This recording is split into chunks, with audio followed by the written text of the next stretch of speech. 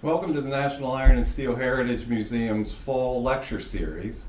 Tonight we will discuss the Sun Ship and Dry Dock Company. Our presenter is Dave Kavanagh, founder of the Sun Ship Historical Society, and he has a long link to Sun Ship. Being raised in Chester, his first job was at Sun Ship. With a career spanning 18 years, he went from serving a 4-year electrical apprenticeship to general foreman of the plant maintenance in 1982. He was promoted to superintendent of plant operations after the sale of the yard to Penn Ship in February of 1982.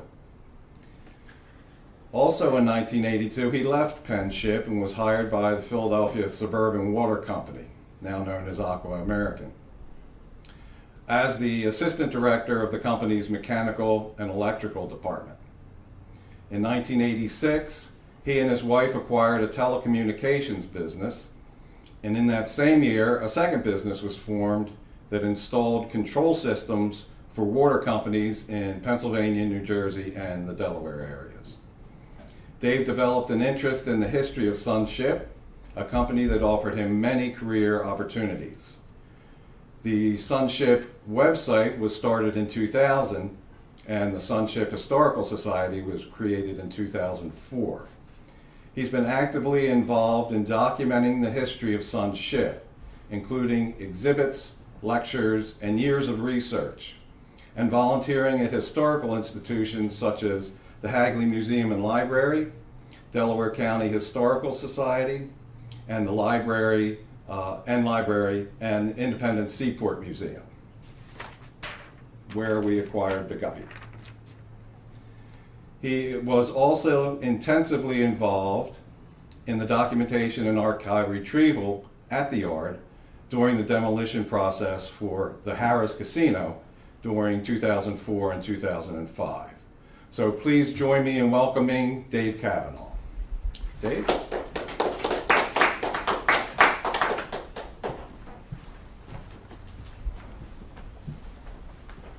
Thank you, Jim, very much.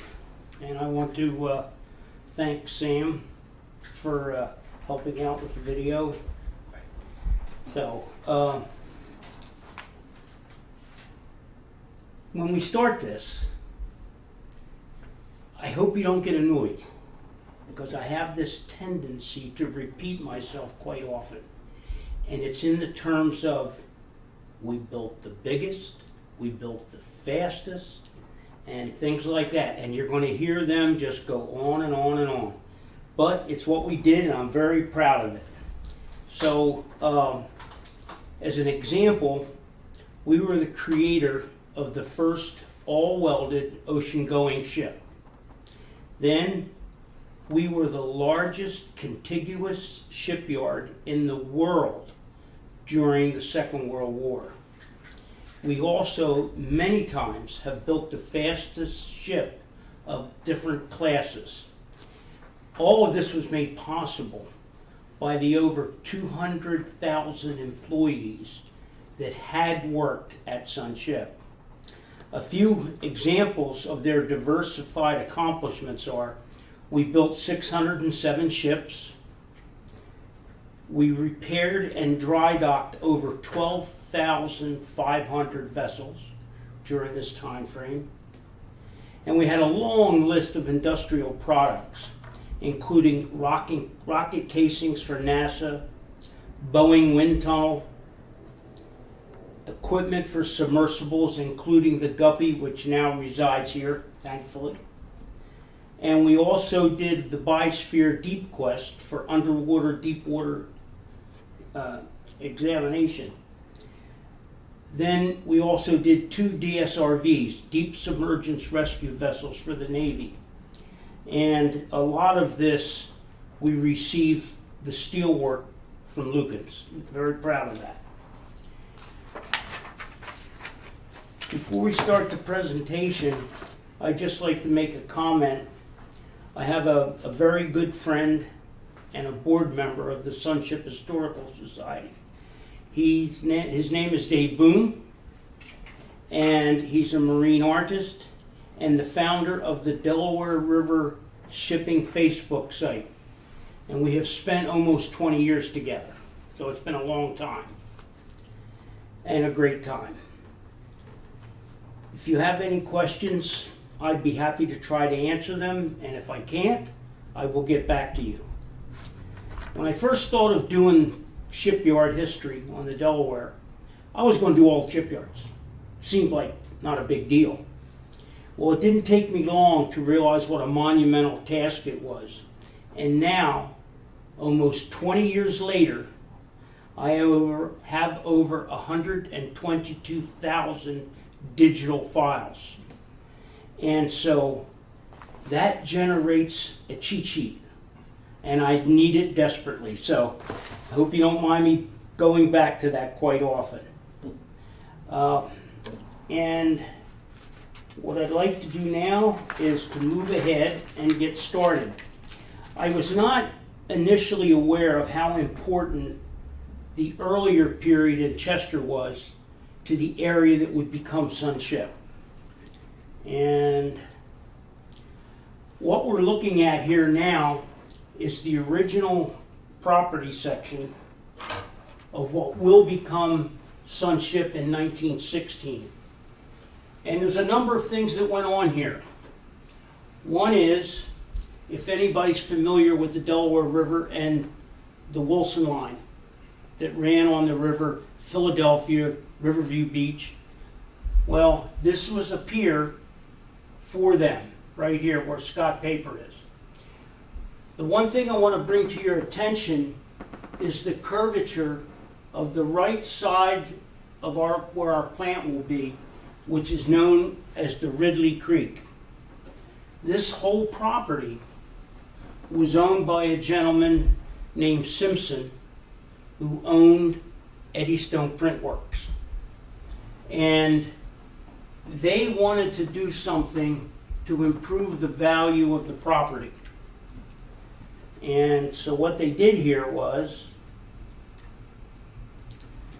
if you can take a look at this, this was an original curve in the river. It was straightened out. This was another curve in the river, and it was straightened out. One of our plant engineers informed me of something that I wasn't privy to, and that was the fact that in the state of Pennsylvania, you are not allowed to change the path of a creek. So where there's a will, there's a way. So what they ended up doing, and this is the Simpson people, they ended up calling this the Ridley Canal. They renamed it, and it worked. So they went ahead and they brought this right on down and right through, and they got rid of this.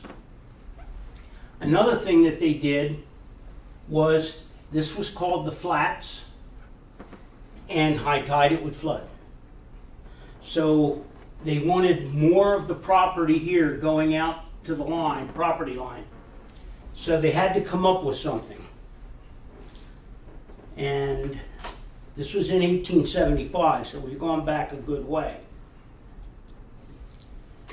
Now we switched the map 90 degrees, and this is Ridley Creek, which will become Ridley River when Sun Ship expands. And this is the property in the red border, the 50 acres that started Sun Ship. And you can see there's a bulkhead line here that they got permission to move out. So what they had was all muddy property here, and they were able to get the American Corps of Engineers to dredge the channel just off Sun Ship's property and pump that sand into the flats. And that filled it all completely up. So now this whole chunk of property here was all viable. And two other things that happened to impact us a little bit in the later years. There's a company here called Aberfoyle Manufacturing. They made yarn. And it was a very profitable and fairly large company. They had a right-of-way to get river water for fire protection. and that had to stay there. So you can see we laid that out separately. And then there was a lady named Sue Black, and her father owned a sawmill on the property. And all of this ended up getting sold.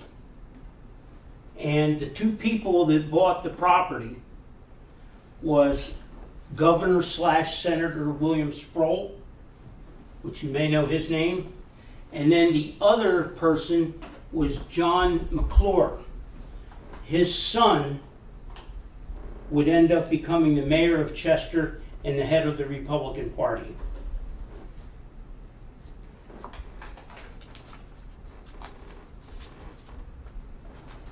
Just making sure I'm not missing anything here. Dave, Yes, yeah, how much did they raise the flats, elevation-wise, if you know? the flats, You know, they pumped it was 8 feet is the number that we have in our files. Okay. So, I guess they're contending for floods, the high tide situations that they didn't want coming over. Because during the sunship time, we would flood, the piers would be underwater. Rarely, but they did get underwater. Okay, now we'll move on. Now what I've done here is I've created 6 slides that hopefully will set the stage to how the pews got involved in Sunship. And the first items are pre-World War I, U.S. shipbuilding was not competitive with shipbuilding in Great Britain and Europe. Talking around 40% less expensive than us. Henceforth, the market went Great Britain and Europe. This resulted in approximately 91% of American shipping was done by other countries' ships. Little drawing here to give you some impact and order of magnitude. British, over 20 million gross tons of shipping. Germany, 5 million. Norway, 1.9 million. France, 1.9 million. And the United States, 1.8 million. So you can see how the shipping materials were transiting the Atlantic. Not on our ships. Not the majority of it.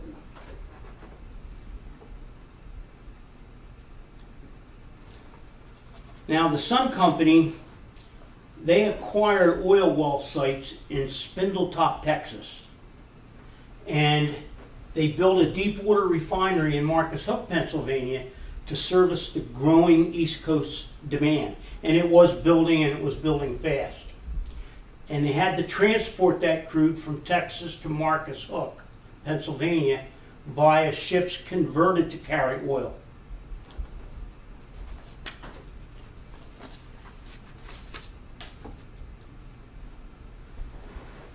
Sun's first oil tanker, Paraguay.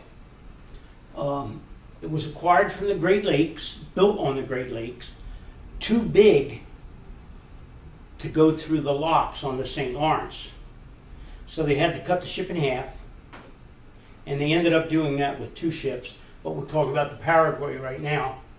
So they brought it down, welded it back together again, and then they started hauling the oil from Spindletop to the refinery at Marcus Hook. Once again, Sun Oil's first ship.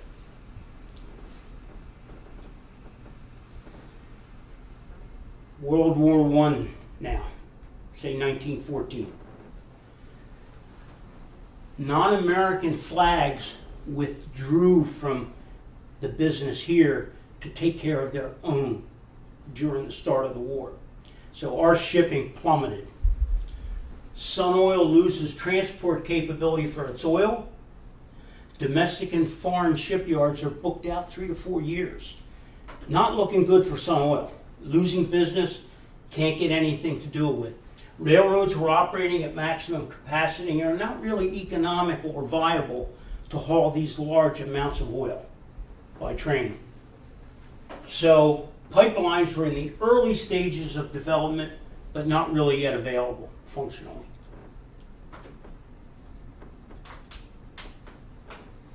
So now we're in trouble with shipping. Things are happening in Europe, and Congress reacts. So they passed the Shipping Act of 1916. The United States will spend $3.3 billion to build 2,300 ships. U.S. shipyards expand from 61 to 341. Tremendous number. Too little, too late. 1/3 of the ships were not started before the war ended. But this will not happen in the Second World War. So Sun Oil responds. They decide to build a shipyard and to build their own tank ships and enter the World War I marketplace.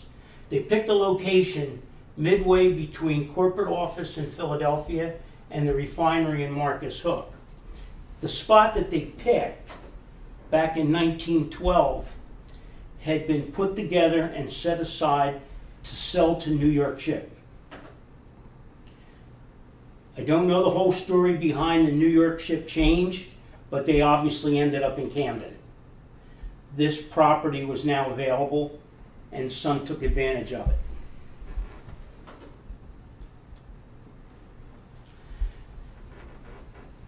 Our reactions from a shipbuilding standpoint, there was a downside to it.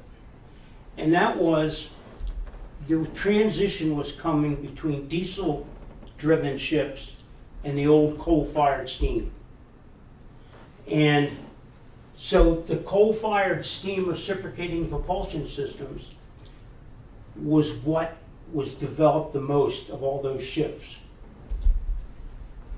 Post-war, new ship construction was virtually non-existent due to the large number of ships in the marketplace.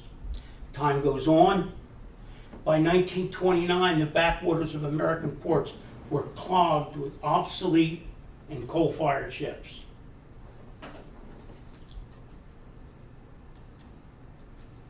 The Pew influence.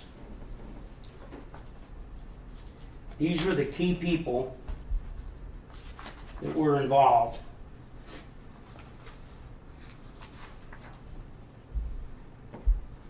So we have J. Newton Pew Sr. over here. And they were living on a farm in Mercer, Pennsylvania. As a coincidence, 40 miles away was Titusville, and Colonel Edwin Drake discovered oil. So Joseph Newton Pew got involved. And I often wonder what would have happened if it hadn't been 40 miles away. Maybe none of this would have occurred. So as we go on, he invested in Pennsylvania oil fields with partners and began also piping natural gas. And they incorporated Sun Oil Company. He assumed the presidency of Sun Ship in 1918, where his older brother, John Howard, was the first president. So we come down from the father to J. Howard and J. Newton, both presidents of Sun Ship. J. Howard first. Then he returned. He was president of both Sun Oil and Sun Ship at the same time. So he decided to go back and put his efforts to Sun Oil, and J. Newton took over Sun Ship. So now we were moving. And John G., the son of Thomas Pew, ended up working in the oil industry also. And he worked doing that type of work until 1919. In 1919, J. Newton went back to Sun Oil. John G. came down and became president. And he stayed president until 1954. John G.'s son, John G. Pugh Jr. As you'll be able to see here, he stayed at Sunship till he passed away at 1964. And that ended the Pugh influence. That family tightness that comes from that kind of an organization is spectacular. John J. Howard's wife continued to give Christmas gifts to all the employees of Sunship. Every year we would all get a check from her for Christmas. Great, just absolutely great people. And there's another little story that I want to tell, and that falls into place here. This book that you see here is the logbook of the plant engineer that built Sunship. So he was the first person permanently on site, and his name was McNeese. And W.G. McNeese stayed at Sunship from 1916 to 1948, and he was also in charge of the World War II expansion, which was a big, monstrous job. So we were very fortunate to have somebody send this to us, and it gave us a real insight of, you can just picture somebody coming to their office at the end of the day and writing notes, because it's what we all do. And one of the notes that he wrote said that they were having trouble with the railroad getting materials into Sunship in time for the building process. And so he raised Cain with them. And he told J. Howard, and J. Howard made a comment and said, you're going to be able to get more with honey than vinegar. Now here's president of Sun Oil Company, and that's his philosophy. So where possible, be nice, treat people equal, and you'll get more from it. So I thought that opened up a window that maybe not everybody has heard of before. His journal, very good for us. Walter J. Sidner, first on site. My qualification, nobody else's. What Walt did in that area that was called the flats on the property, he had a large property of gardening and farming, and most of it was cabbage. So now he has this large cabbage patch, and what you'll see in Sunship history is built on a cabbage patch. And when I first read, I had no idea what it was all about until we heard the story of Walt J. Sidner. What he did then, because as they continued to build, his farming area got less and less and less.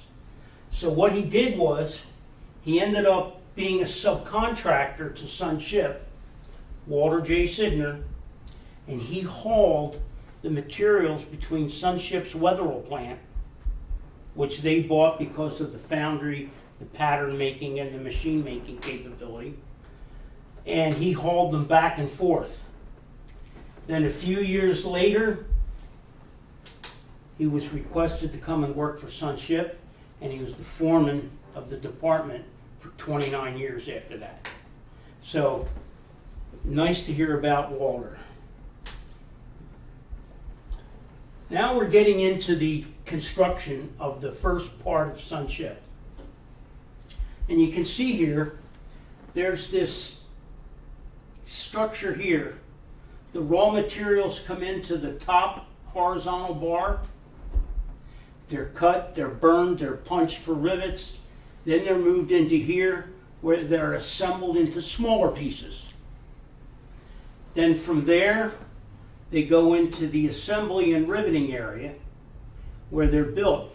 And as each part, be it designated from shipways 1 through 5, they're hauled out of here, picked up with a bridge crane, and moved to the site on the 500-foot long shipway. And what we have here is a hammerhead crane, 120-ton hammerhead crane. And from my opinion, I'm prejudiced, it was the motivating factor between prefabrication of structural steel assemblies. Because what they started doing was, in this area right here, they started building boilers instead of in the boiler shop. They started building midship houses for ships. So the people that were building these midship houses had to wait until the ship was built far enough along for them to get up on top of the deck and build the ship. Now, the midship houses were being assembled on the ground. And what they would do, when the ship was launched, it would come into this wet basin. The hammerhead crane would pick up the desired piece, be it a boiler for the engine room, be it a midship house, or some larger structure that they were involved in. And they would put it right on the ship. So things could happen simultaneously, which is the real sidebar benefit of prefabrication. So, plant layout in 1917, 5 inclined shipways, shops, storerooms, offices, and locker rooms. When I started going back through the old archives, I'm finding buildings identified with letters. Building A, Building B, and so forth. In the 1930s, they had more than 26 buildings. So the whole identification process stopped and it went to numbers. Not double A, double B, they went to numbers on it.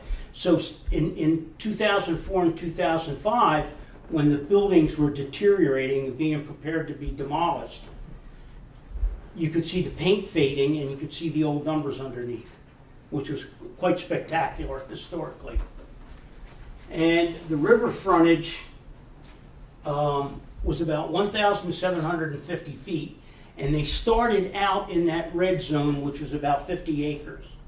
Later, they acquired the right-of-way for Aberfoyle's water, and they acquired the property off of Sue Black, and that gave them 80 acres.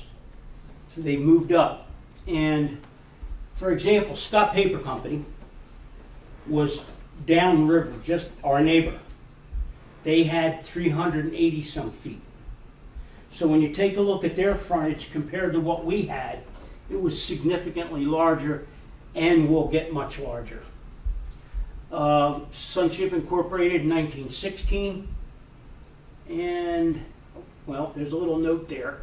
I don't know if you can read it. But Second World War, we were 2.5 miles of riverfront property, all building ships. Okay. Our Weatherall plant.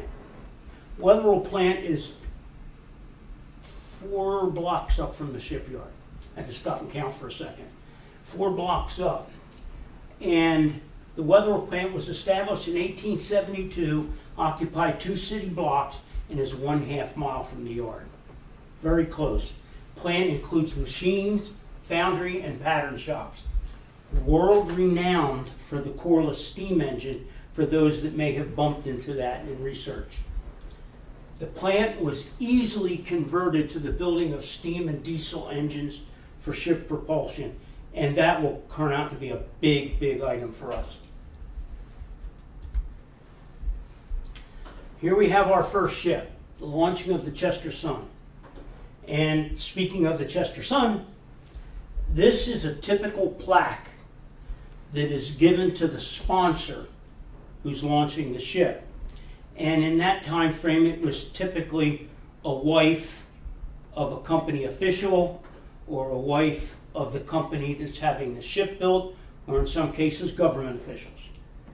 Then they would take the champagne bottle, knock it on the bow, and that's the purpose of this, to keep the glass pieces from flying around. Got a phone call from a church thrift shop in Willow Grove.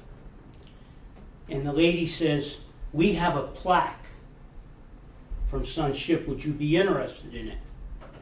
And I said, well, sure, yeah. What's the name on the plaque? And she said, the Chester Sun. Well, I went, oh, there's 2 Chester Suns. I said, what's the year on the plaque? And she says, 1917. So I had a quick conversation with my wife and decided we would mortgage the house to get the plaque. Not really true, but I was at that point that could have happened. Anyway, so we were very fortunate. We went up, we saw it, and we acquired it from the church thrift shop. But what a spectacular find. The very first ship launched at Sun Ship of 607. She weighed 10,600 deadweight tons. She was 430 feet long. Scotch fire tube boilers.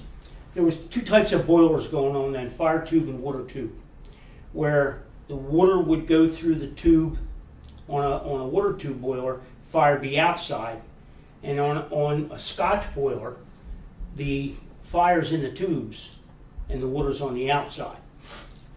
The later one's much more efficient. 2,600 horsepower reciprocating engine, single propeller, sponsor Mrs. J. Howard Pugh.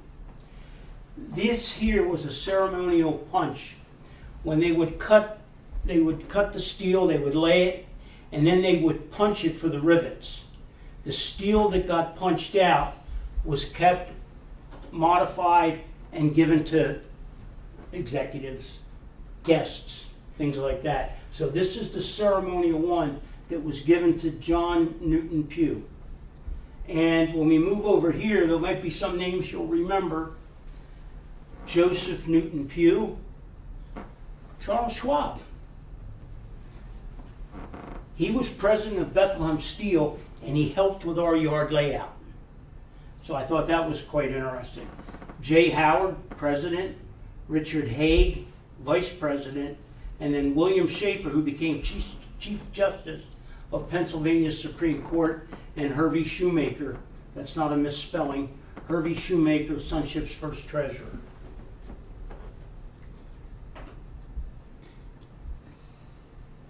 Sun Ship in the Great War. Over 16,000 employees. And you got to remember, war impact, we're talking like 2 years here. 16 to 18. And we got 16,000 employees. And in the Daily Times, Chester Times at the time, was 25 languages spoken at the yard, referred to as the Tower of Battle in the newspaper, with Sun Ship teaching English courses at night. Again, looking for the people, taking care of the people, the employees. Along with many other industries, Sun Ship and their subsidiary, Northchester Realty, along with the shipping board, arranged to build 676 houses and apartments for employees, called appropriately Sun Village and Sun Hill. They're still there. Yard cafeteria fed 3,500 people in an hour. The organization required to pull that off is unbelievable. So Sun Ship's tanker and cargo ship design was used by the U.S. Shipping Board to be used as an industry standard, and Sun asked for no compensation for that. We had 9 ships delivered between January 2nd and November 11th. And they were the Chester Sun, the Sabine Sun, the Radnor, Lancaster, Nippenset, Deerfield, and 3 minesweepers. And these minesweepers would show up at Pearl Harbor.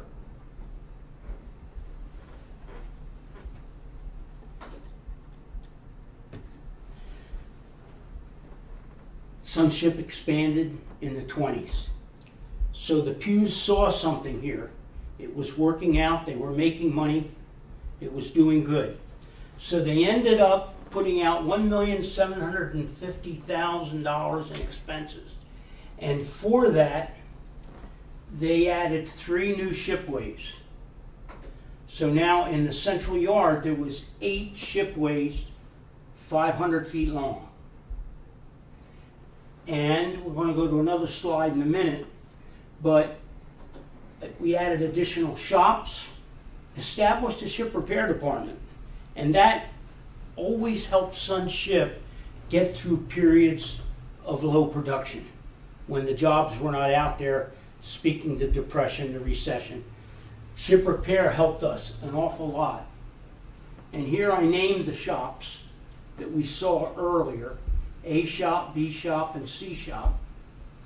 And by 1940, we expanded the facilities by over 60%.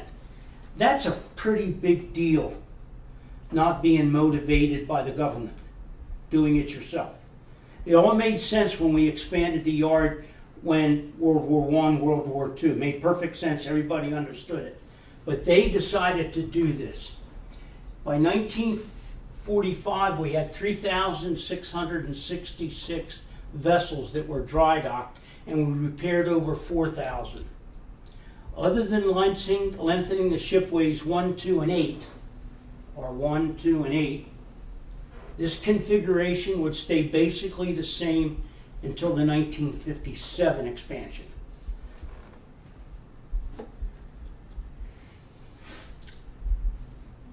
It mentioned in the previous slide 2 dry docks. If you went back and looked at Chester Times, there was a lot of comments about not having floating dry dock on the Delaware River in the Philadelphia-Chester area. So John G. Pugh, our current president at that time, decided to build his own dry dock. And it was number 1 dry dock, and it came in 2 pieces. Arbitrarily, 3/4 was one and 1/4 was the other. And that's so they could put 2 different vessels on at the same time and work on them. And it worked well. What you're seeing here is what will become our number 3 wet basin.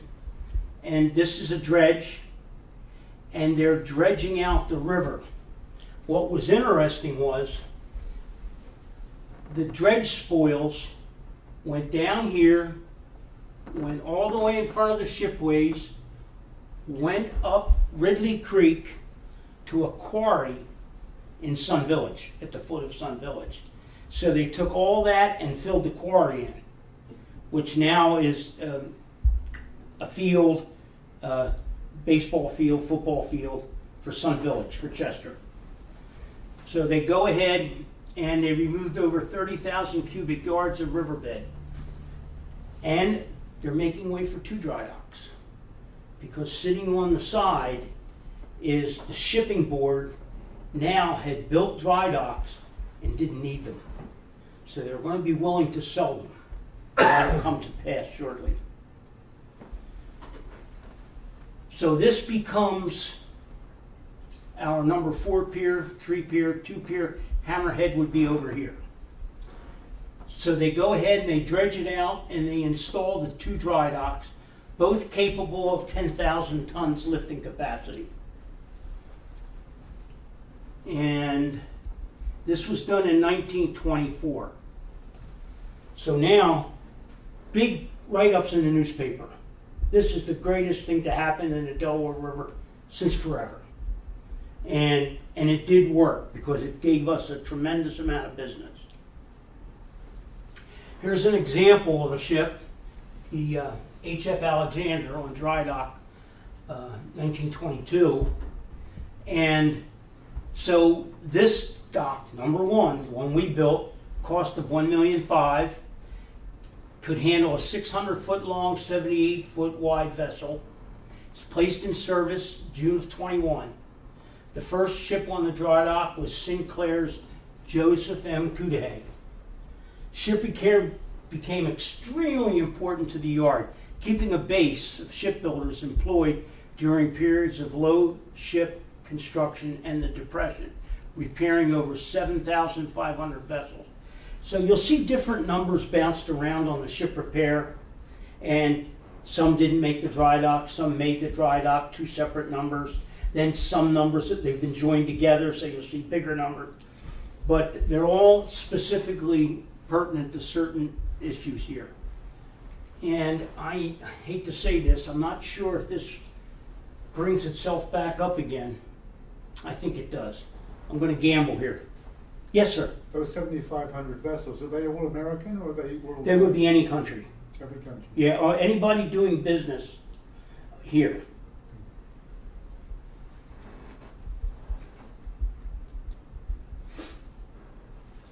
Sun Doxford diesel engine, Weatherall plant, we talked about that a little earlier. During the 1920s, the reciprocating steam engines were passing out of use. Sunship was the sole licensee of the Sun Doxford diesel engine and built these engines in the Weatherall plant. What you see here on this name tag, if you can, it's probably too small.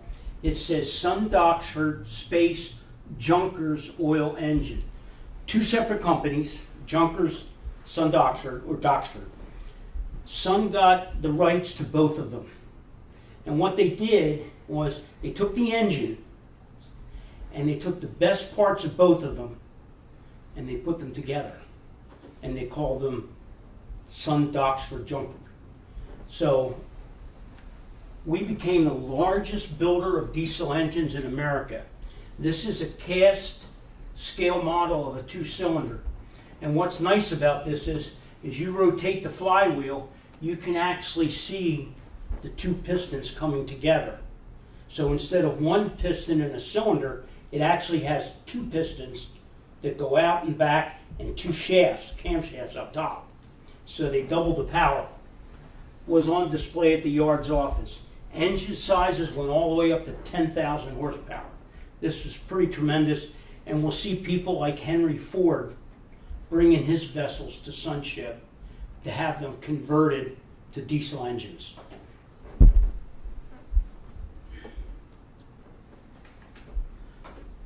Okay, if there was one thing that I think Sunship excelled at, it was welding. Welding was a big thing for Sun, and our first all-welded, not ours, the first all-welded ocean-going ship in the world was built at Sunship. And so we revolutionized international shipbuilding in 1930 with the construction of the first all-welded ocean-going vessel, the White Flash. Typically, a large tanker required 1,300,000 rivets. The use of welding required less labor hours and reduced the weight by approximately 13%. In just over a decade, almost all ships would be primarily welded, and welding would have a dramatic impact on the construction demands of World War II. Yes, sir. Was that electric arc or gas welding? Both, but primarily electric arc.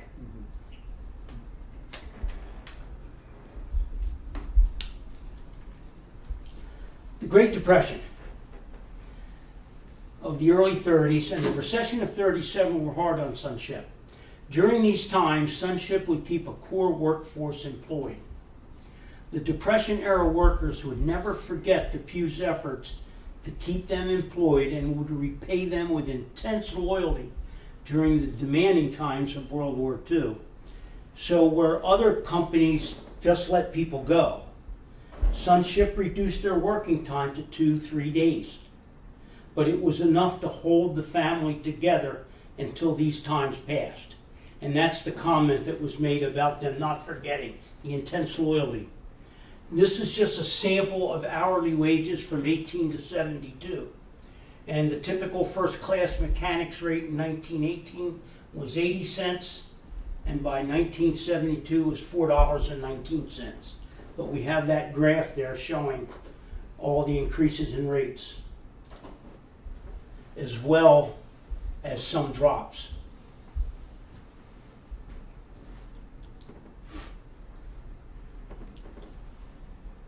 Houdray, French gentleman, Eugene J. Houdray. He had an idea of how to use waste refining products and create a higher octane fuel from that. So he went around, visited various refineries. Nobody was interested. So it would raise octane from 87 to 100, which increased the performance of fighters and bombers. And without the catalytic process, it would have been hard to meet the demands of the flying forces during World War II, as stated by J. Howard Pugh. So Arthur is the one that met with Eugene, and they came to an agreement, and then Arthur had to talk to Howard, and it came to pass. Not just at Sun Oil, all over the world. So this is a typical catalytic converter here for the oil industry, and this is what we were building at Sunship to deliver around the world. So that the 100 octane fuel for bombers and fighters was crucial. They could get more speed, more elevation, so altitude rather. But so that's how that worked out there. And that was 1937, just getting there, the war. Sunship in World War II. So when Sunship happened, we had 5 shipways here back in 1916. Then in 2024, we increased to 8. When the war happened, and this is the European war, this is not our war yet, Admiral, oh my gosh, Dave, help me out here. The admiral in charge of the ships. Oh gosh. Okay, let me just do this if I can, because I think it's important that you know. Sorry about this. Admiral, embarrassing. Emery S. Land. Boom. Admiral Land was in a meeting with Roosevelt, our president. And what he ended up doing was he gave the okay, Roosevelt, to Land to have more shipyards built, to be prepared. He felt he knew what was coming with the Second World War. So the story goes that when Land got back to his office, the first phone call he made was to the Pews at Sun Oil. And they guaranteed him they would expand the yard. The government pays for it, but they would expand the yard. And we ended up with 28 shipways, therefore my title, 28 Ways to Win the War, referencing the shipways. And 3,000 employees in 38 to 35,633 in August of 43. And payroll department required 1,300 employees to handle $2 million in a cash payroll. A little while later, we'll see instructions coming out in our Yard magazine of how to fill out a check, because that came to pass. The Sun employees bought over $36 million in war bonds, contributed $241,000 to the Chester Community Fund, and $192,000 to the Red Cross. And Sunship itself, during the war, purchased $364 million worth of materials to build these ships. So business, it was happening everywhere. And I'm sure Lukens came out with some of that. That's a huge amount of training, from 3,000 to 36,000 nearly. It was, and 5 years. yeah, and what they did, this when you go through Sun's Our Yard magazine, you see all the different courses being held in the 4 shipyards: South Yard, Central Yard, North Yard, and Fore Yard. They each were independent, and they had their own teaching classes. And most of the teachers were supervisors in that yard that came through the Depression era, and that's where that loyalty comment came from. So you're right, it was a tremendous teaching effort.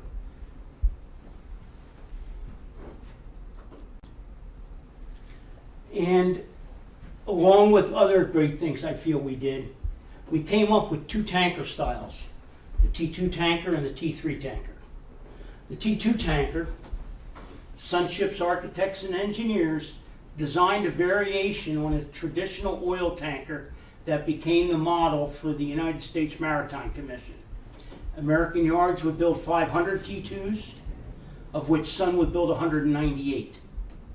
And I think the next closest number might have been 60. So we did a lot of them. T2s were 503 feet long, 16,300 deadweight tons, and 14.5 knots. The first one was the Gettysburg, and one of our board of director guys, John Costello, who passed away, came up with the idea of using this symbol, which was in our yard magazine, for the Gettysburg. So we thought that was pretty special, and we kept on that. Now, so one of the things that was causing an issue, the T2s were too slow to stay up with the Navy. Navy was humming along a lot faster. So to stay up with them, they came up, U.S. Navy needed a fast fleet oil. Development of the epic-making ship was pioneered by Standard Oil of New Jersey and Sunship. So this was 525 feet, 18 instead of 16, round figures, and 14.5 went to 19. And the Cimarron showed up at every major battle in the Pacific that happened. The Cimarron was there. It was what kept the battleships, the cruisers, the destroyers, the aircraft carriers all going, supplying fuel. And I don't know the exact reason, but we do know that it was invited to be in Tokyo Bay at the surrender of Japan. So it was there.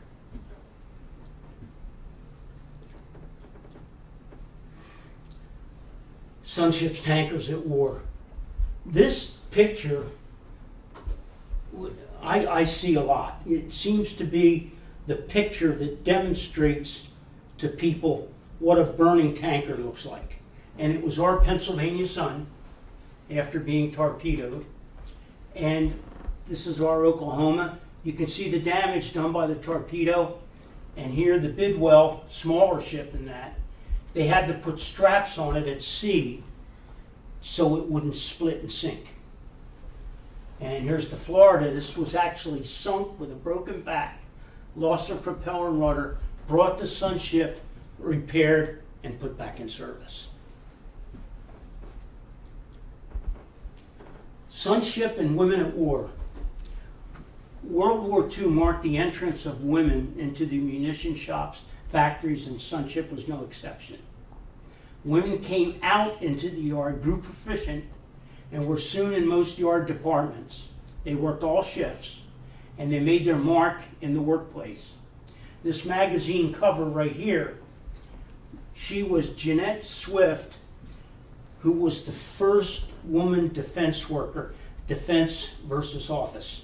She was the first woman to go out in the yard and work. And this is a picture of her here, standing with a crowd. That arrow is pointing to her. And then she left the yard. She got laid off in September 4th, 1945, when layoffs were plentiful. They were happening everywhere. The other one that was a very interesting time for us was Sunship's number 4 yard. Land came later and asked for 4 yard. He originally asked for the south yard, the north yard. Now he comes back and he says, we need another one. And one of the comments made by the pews was, there's no more employees. What are we going to do? There's nobody here. So what they ended up doing was, they ended up, and you can see this is Dr. Emmett Scott. He was the secretary to Booker T. Washington.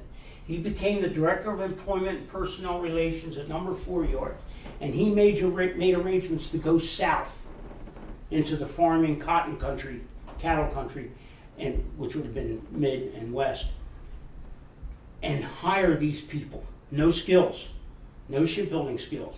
So they came in, many schooling hours were spent, and so primarily the majority of employees that came in the number 4 yard were African Americans that attended various training courses, getting the skills together that they needed to build these ships. The launching of number 4 yard's first ship, the Marine Eagle, Hull 340, was the first ocean-going vessel in the history of the world to be built mainly by African Americans. So it gave talent to almost, I think there was 9,000, if my memory serves. Peak employment 9,000. Is it When 12? they- On the other slide it said 12,000. 12,000 total, Oh, okay. but 9,000 At that yard. in there, yeah. So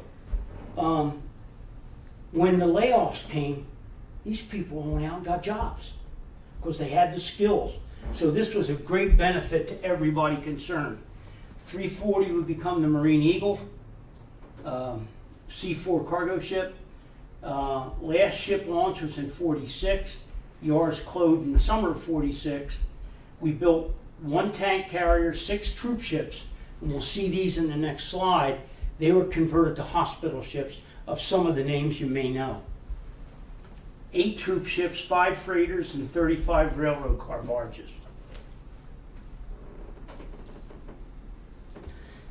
These were 6 C4 cargo ships that were built in the North Yard, and they were taken by the government, sent to different shipyards, not Sun Ship, and they were converted into hospital ships.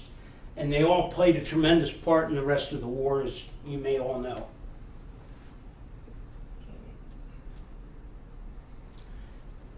Fast forward to 1957. We're kind of in trouble here. 500 feet long no longer cuts it. The ships have gotten much bigger. So what we had to do was, the next class of super tankers goes to 50,000 deadweight tons. Sun's board of directors approved approximately $5.5 million to resolve the problem.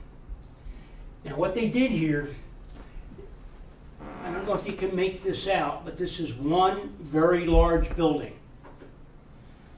That same building was in number 4 yard.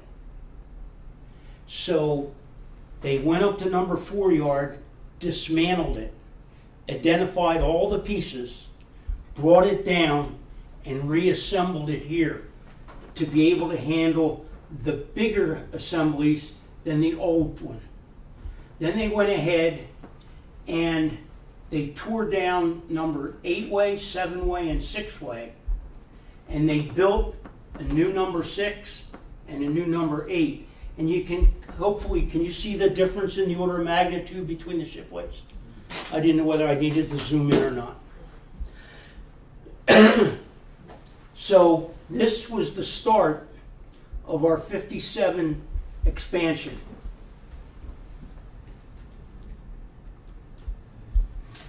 Now here's an aerial shot, and what it shows here, this is our number 3 dry dock.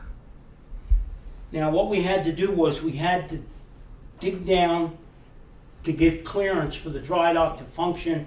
They ran into rock, they had to blast, so they had to remove everything where this dry dock's going to sit, which is right here.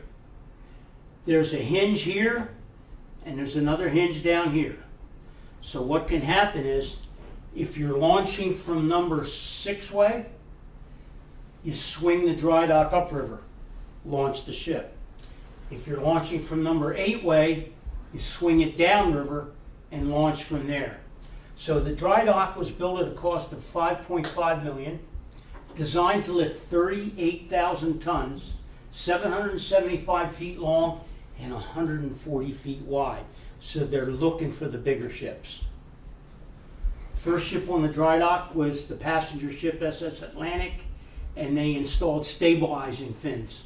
on the ship because the ship was rocking in rough water and it was a passenger ship, very uncomfortable for the passengers.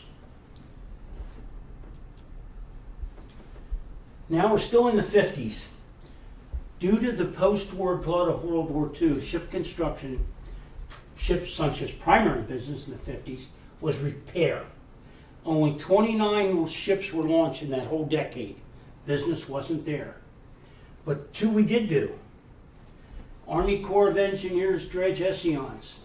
Largest, here I go again, largest ocean-going dredge in the world. Then we came on our new class of supertankers, and these were 30,000 tons and would outperform the 16,000 deadweight tons T2 from the Second World.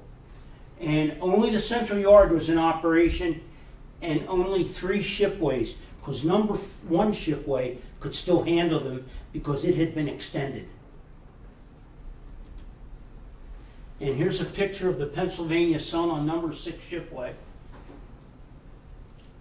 710 feet long, 102 feet wide, 50,000 deadweight tons, 18,500 horsepower compared to the 6,000 on the T2, and barrels of oil was 417,000 versus 141.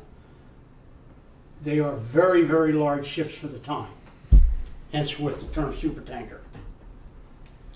Now, sadly, we lose John G. Pugh Sr., and under his leadership, the largest single shipyard in the world during World War II, but his activities extended beyond the shipyard. He organized the community fund for the welfare of people in Delaware County. He was a driving force behind the growth of the YMCA, which ended up in Air Park, and he also supported the Red Cross and civic organizations.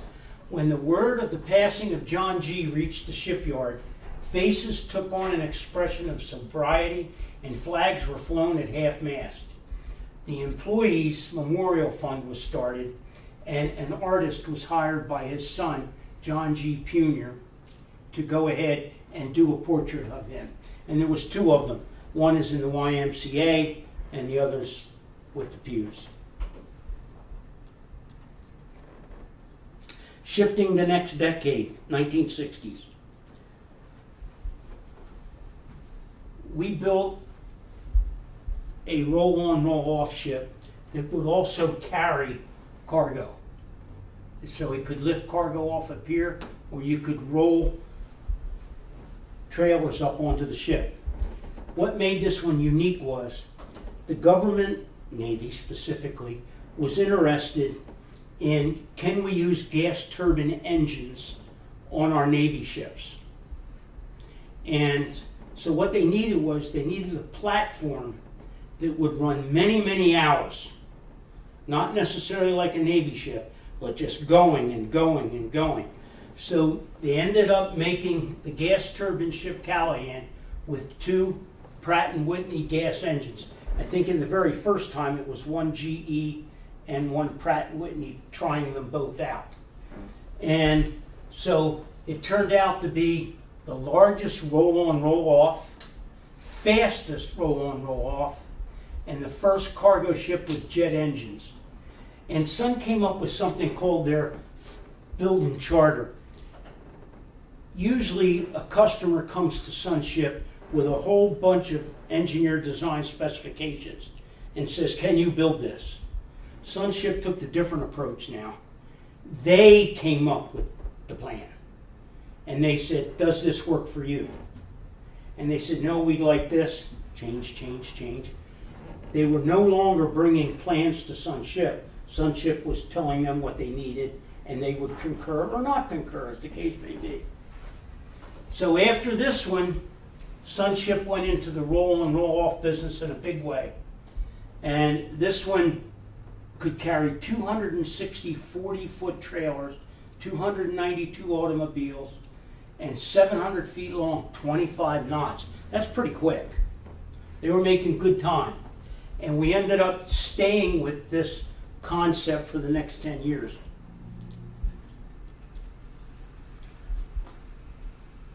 One of our very interesting Humble Oil came to us, and they wanted to be able to modify a ship that would be able to go through the Northwest Passage for the new oil fields that were found in Alaska. And so they came up, and we got the SS Manhattan, which was the largest and most powerful tanker built in the United States, into an ice-breaking tanker. And the Manhattan specs before and after: length 940 became 1005, width 132, 155, and it went over 10,000 tons of what it was before. The job required 5 different shipyards to do this job. 2.5 million man hours and $54 million.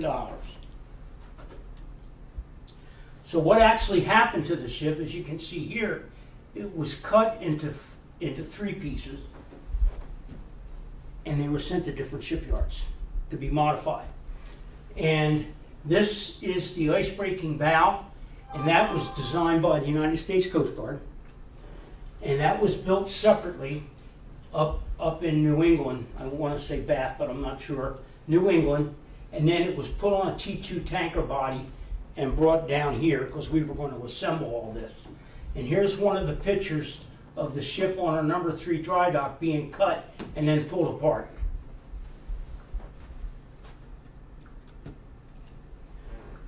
And here it is finished, and it successfully made the transit of the Northwest Passage and returned with a token barrel of oil, just to say we did it. It proved current tanker technology was not adequate. If it got stuck, the round figures are 1/3 the same horsepower in reverse as forward. They could get stuck and couldn't get out.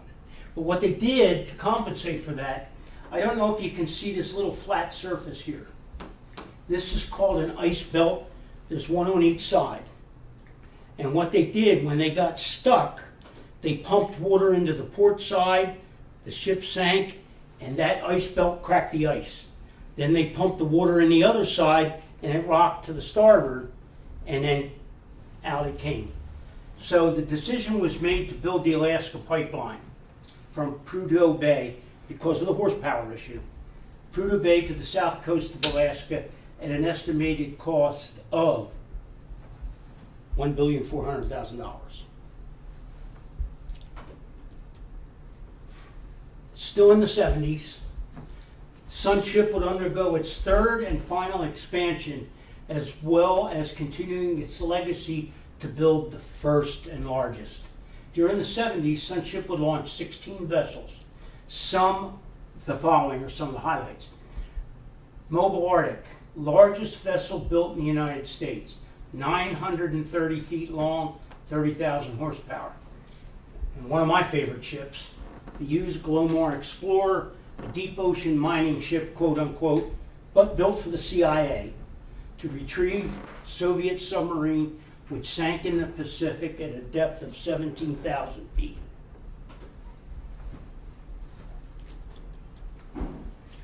So here's a picture in California, and this is another picture here. So what you actually see, there's gates in the bottom of this ship that go forward and aft.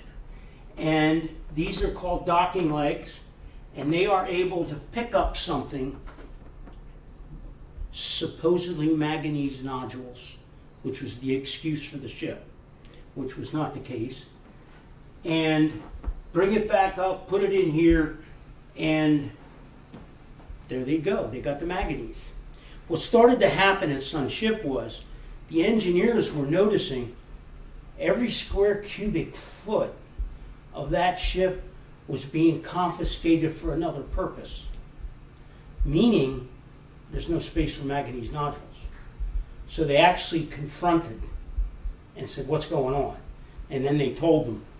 And so what this is the HMB-1, the used mining barge number 1. It's a submersible barge. So what it's able to do, it's able to go down in the water, and it can float itself back up, be grabbed by the docking legs, and pulled back up into the ship. And It has a cover on it so the Russians wouldn't know what was inside the barge. Interesting times. John Costello and his son, myself and my son Chris, went out to California to go to Suisun Bay to look at some of our ships that were stored there, mothballs. And while we're going around in the tug to go from ship to ship, I see this. Well, I know what it is. It's the used barge. So we had the opportunity. The guy took us over to it, and we got on board, and we took pictures. And that was a real thrill to do that and be on that barge and see what actually went down in the water and be on board. Now we're still in building bigger and better. 80,000 deadweight ton tanker. I don't know if you can see what's going on here, but there's more weight on that ship when it hits the water and the back end, the stern comes up, and the front end is pressing down on the shipway and it's destroying it. So we felt that we have hit our limit and we can't do this here because everyone required a refabrication of that part of the shipway. So we're going to have to do something. What would we do? Okay, this is the north yard. This is the central yard. And this is 6 and 8 shipway that you've seen. What they ended up doing was they ended up building 2 flat slabs, A slab and B slab. And they had cranes that could move from side to side or be on the outfitting pier. Then they could build 2 pieces of a ship, but they got to get it off. So what they ended up doing was we came up with a new dry dock, number 4. So number 3 is now out of business, and number 4 dry dock, a little bit bigger. And this is our Sun 800 floating crane, 800 ton lifting capacity.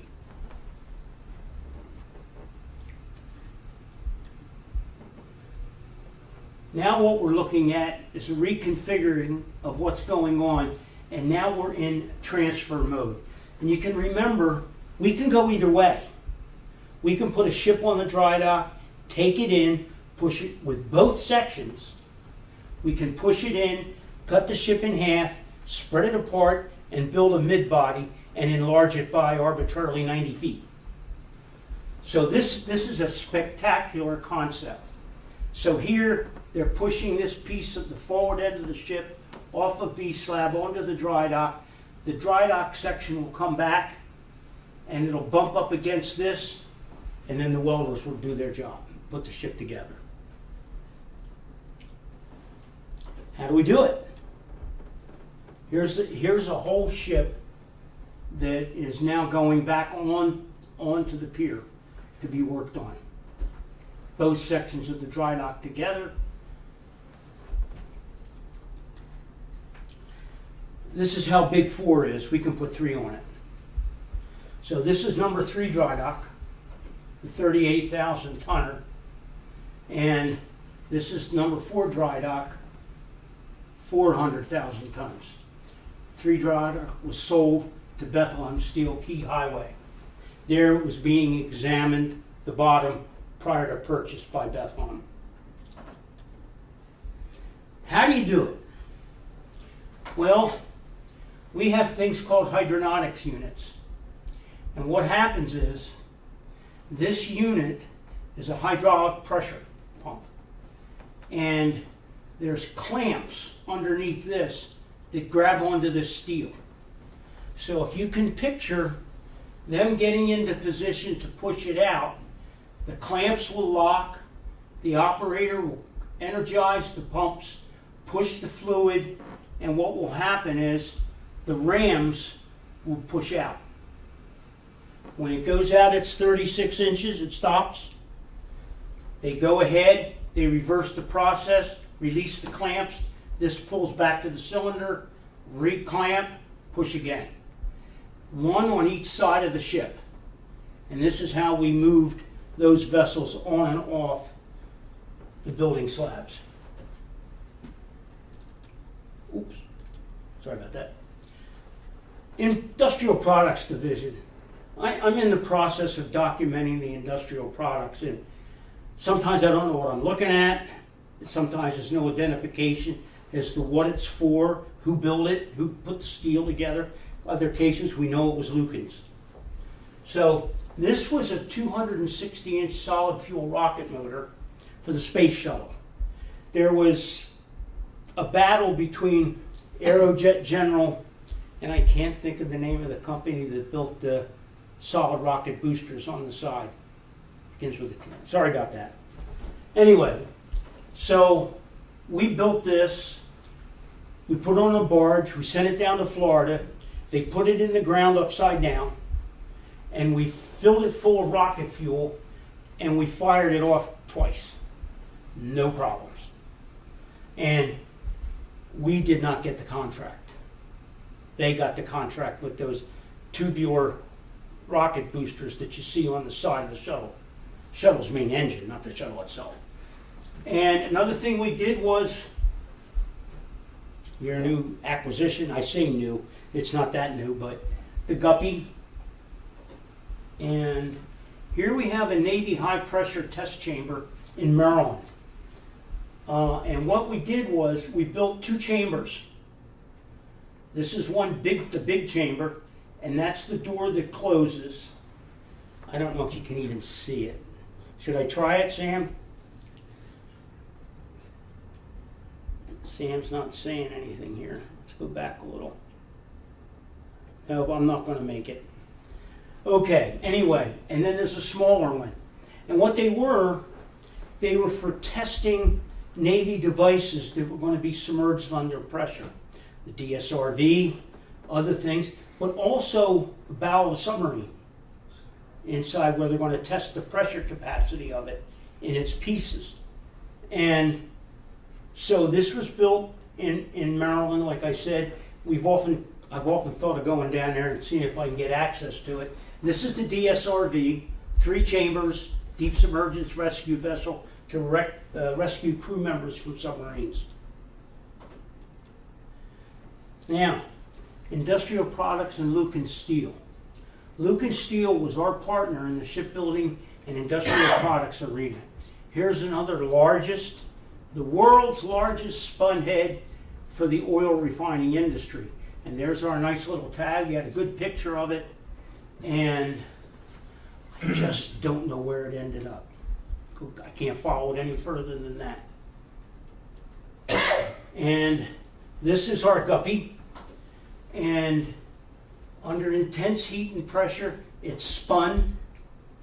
Then it comes to sunship, and machine tools cut and trim it.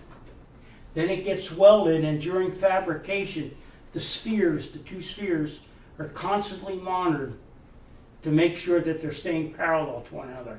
And this is a picture of the Guppy from her trial runs in Alaska.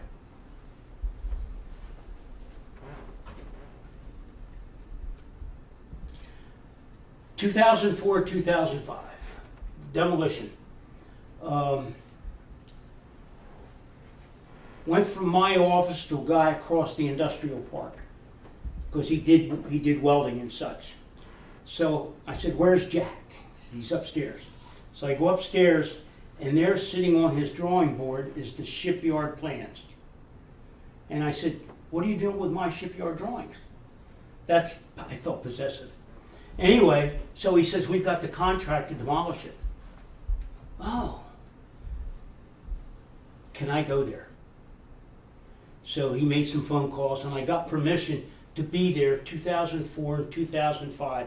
Took approximately 8,000 photographs, sketches, and developed a relationship with them. At first, they were suspect that I would cause them grief and say, "Oh, you can't destroy this. This is historic value." But realistically, that was okay.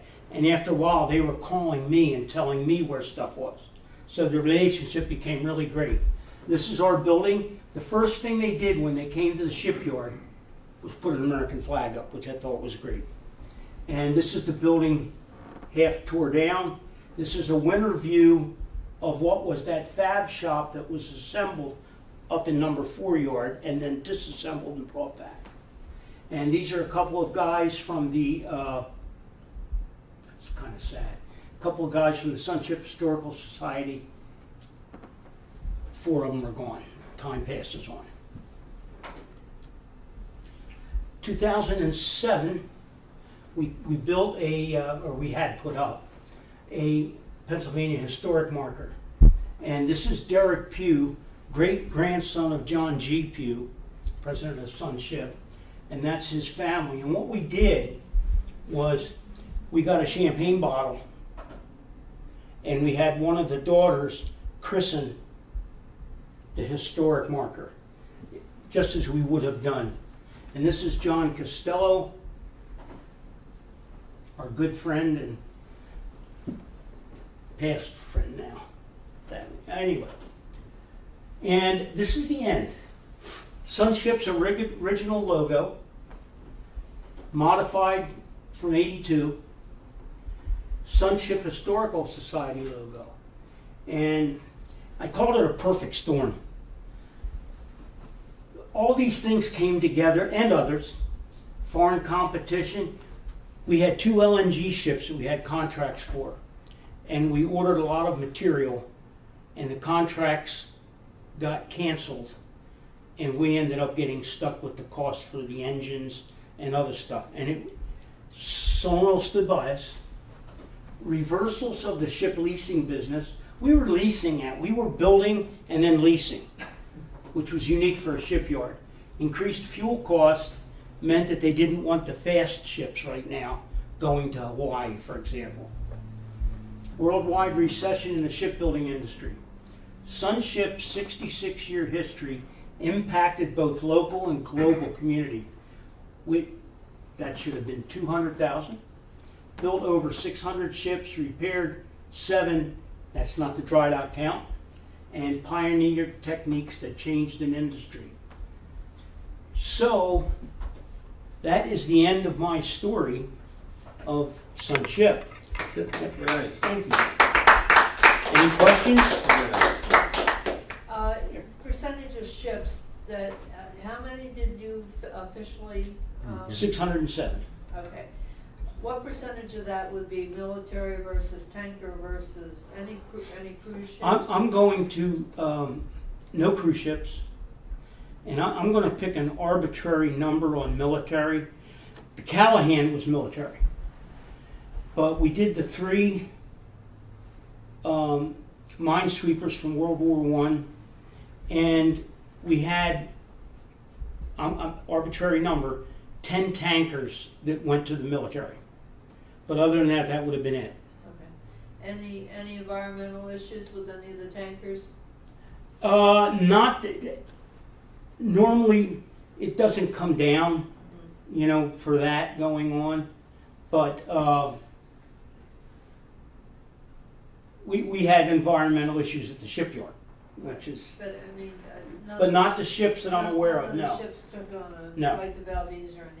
I mean, there obviously during the war, tankers were sunk right off the East Coast, and that was all over. Nothing was going to happen there. But I'm not aware of any other than one that we had run aground up in Alaska, and the name escapes me. Okay. But I'll find out for you. John, If you know how many shipyards exist today in the States? somebody just bandied that number around. Dave, was it like 4? The big ones, yeah. Yeah, 4 big ones. Probably, yeah. Groton. I guess Bath is still in operation. Yeah, I think Bath. Newport News. The Newport News. Yeah, I'm not coming up with any others. Yeah. I got it. Pascagoula and National in San Diego. Oh, okay. So you didn't make these big ships for the war effort. What were they called? The special big ones that we turned out one a week or something. Liberty ships. Liberty ships. Oh, the Liberty ship. No cargoes Who made those? during the war. Other shipyards. And Oh, okay. You know, I have the information in our archives, but it's not I up here. just figured that something as big as your guys would have. Yeah. Now, this Pew family, is this the same family who bequeathed the foundation, the Pew Foundation? Yes, That's the connection? correct, Okay, exactly. yeah, it's good work. It was TRW, I think, the people who produced the tubes for the shuttle. TRW, do you remember? You know, Just General California, and then there was TRW. but these were in the Midwest someplace. Oh, okay, no, they were in California, TRW. And but it did begin with the letter T. I'm sorry, I just can't go any Okay, I further. thought it was TRW. Yeah. All right, well, thank you very much. It's been a great pleasure being here. And again, thanks to Jim and Sam, Greg, and all you guys. Thank you. Thank you. Thank you, Dave. Appreciate it. Dave came when we opened in July. I think he came with 3 friends from Chester on one of our first visits. He came back a couple weeks later with 2 guys from Sun Ship. So Sam had the gumption. I was out of town. Sam had the gumption to say, Dave, would you do a talk for us? He said yes, and here we are tonight. So we do thank you for that. Jim, thank you. So that's November. That's our event for November. We're winding things down for 2021. We have our holiday open house December 10th. We hope you'll join us for that. And then we start the winter lectures, January, Rebecca Lukens, Black History in February, and Women's History in March. So stay posted on that, and we look forward to having you all back again, both virtually and in person. So thank you very much. Thank you.